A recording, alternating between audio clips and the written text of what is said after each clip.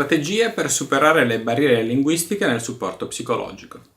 Un supporto psicologico efficace per i studenti universitari ucraini può essere seriamente ostacolato dalle barriere linguistiche, soprattutto per coloro che sono stati recentemente sfollati o che parlano la lingua in modo fluente.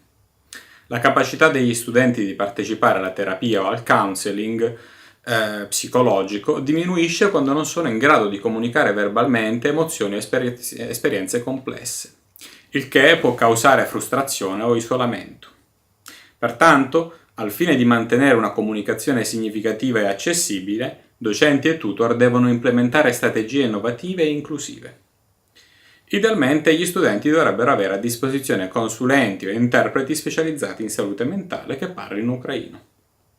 Secondo il profilo di Etnomed sugli rifugiati ucraini, la maggior parte delle persone sfollate preferisce di gran lunga parlare con professionisti che parlino ucraino o russo perché ciò le fa sentire più sicure e più vicine alla propria cultura.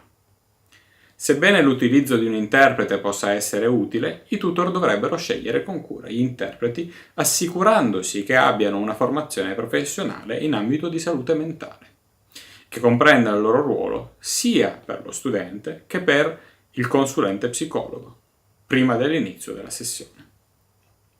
Essere aperti e onesti riguardo ai limiti della comunicazione e la riservatezza promuove la fiducia ed evita incomprensioni. Le tecniche terapeutiche non verbali possono offrire valide alternative in situazioni in cui non sono disponibili terapisti bilingue o interpreti. Ad esempio, gli studenti possono utilizzare mezzi creativi al posto delle parole per esprimere traumi ed emozioni nell'arte terapia e nella musicoterapia. Secondo la ricerca,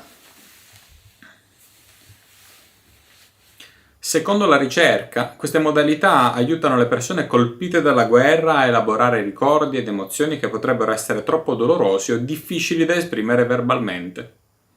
Allo stesso modo, attività basate sul teatro, come giochi teatrali o esercizi di improvvisazione, così come la danza terapia o la terapia del movimento, possono essere particolarmente utili per alleviare lo stress fisico e ristabilire un senso di autonomia o di corporeità.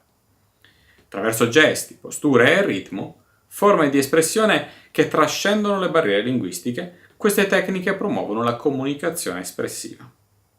Attività semplici come colorare mandala, giocare nella sabbia o interagire con gli animali attraverso la pet therapy possono essere utilizzate come canali a basso contenuto verbale e facilmente accessibili per regolare le emozioni.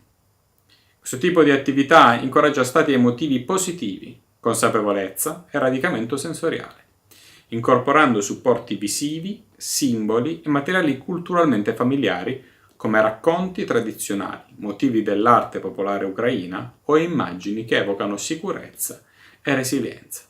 In questo modo i tutor possono rafforzare in modo cruciale questi metodi. Gli studenti che hanno difficoltà con la fluidità verbale possono comunque connettersi emotivamente con queste risorse culturalmente sensibili. Ci vogliono adattabilità, empatia e creatività per superare le barriere linguistiche. Insegnanti e tutor possono mantenere l'efficacia e l'inclusività del supporto psicologico integrando terapie corporee e artistiche con risorse bilingue o servizi di interpretariato.